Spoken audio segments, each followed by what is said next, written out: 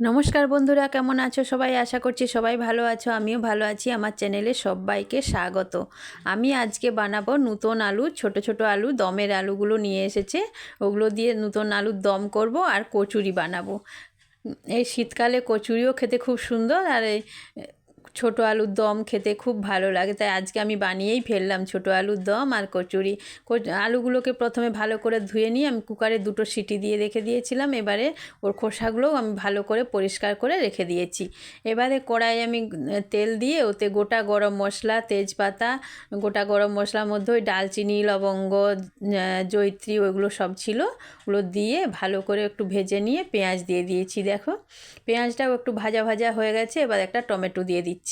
আমি নর্মাল যেভাবে দম করে ওভাবেই করব, তাই তোমাদের সাথে শেয়ার করছি। তোমরা কে কীভাবে করো, অনেকেই অনেকভাবে করেছো দেখেছি, কিন্তু আমি এইভাবে করি। আমারটাও দেখো কেমন লাগে। দেখুন তেলের মধ্যে একটু শুকনো লঙ্কার গুঁড়ো দিয়েছি। তেলের মধ্যে লঙ্কাটা দিলে না তরকারি কালারটা খুব সুন্দর আসে। এবার একটু হলুদ দিয়ে দেবো। হলুদটাও দিয়ে দিলাম, দিয়ে আবার একটু ভালো করে নেড়ে নিয়ে এবার এর মধ্যে অল্প অল্প করে জিরে, ধনে, আদা সমস্ত কিছু অল্প অল্প করে আমি দিয়ে দেবো।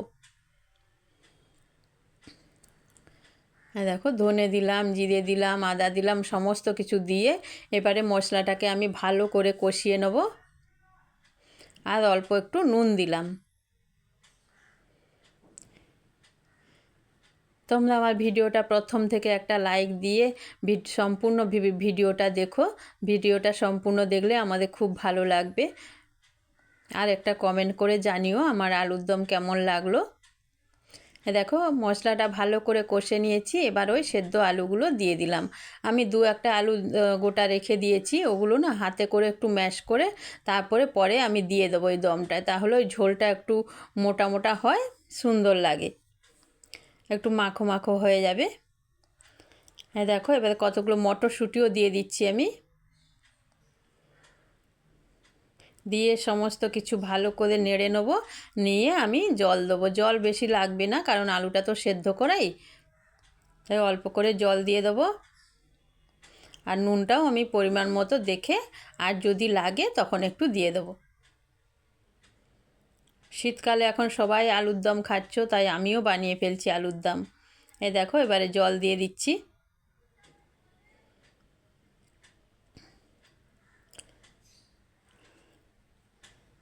এবার এটা একটু ফুটে উঠবে, তারপরে ওই আলুগুলো আমি রেখেছি না, ওগুলো হাতে করে ভেঙে ভালো করে এর মধ্যে দিয়ে দেবো। হ্যাঁ দেখো এবারে আমি ওই কয়েকটা আলু, 2-3টে আলু রেখেছিলাম, এভাবে ভেঙে ভেঙে দিয়ে দিচ্ছি এর মধ্যে। নতুন আলুগুলো সেদ্ধ করে না রেখে দিলে ঠান্ডা হয়ে গেলে কিন্তু আবার শক্ত হয়ে যায়। দেখো আলুগুলো দিয়ে দিলাম, দিয়ে এবার আমি ভালো করে নেড়ে নিচ্ছি। দিয়ে আর একটু ফোটাতে হবে। দেখেছো ঝোলটা কি সুন্দর একটু চাপ চাপ হয়ে যাচ্ছে ওই আলুটা দেওয়ার জন্য। এবার একটু দিচ্ছি গরম মশলা।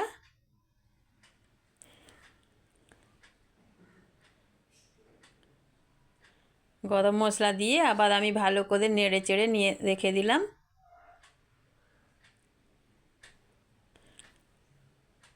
এবার দিয়ে দেবো ধনেপাতা।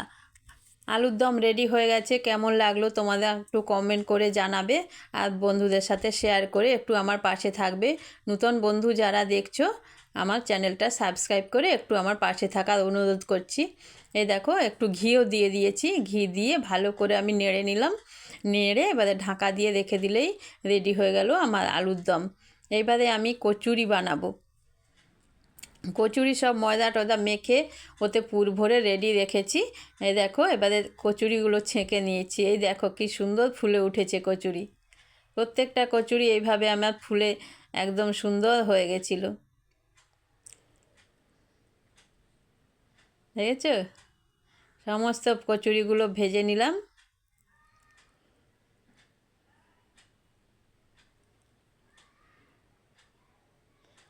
প্রত্যেকটা কচুরি আমার ভালোই ফুলেছে, সুন্দর করে ভেজে নিলাম। এবারে গরম গরম কচুরি আর আলুর দম এবারে সবাইকে আমি গরম গরম পরিবেশন করলাম।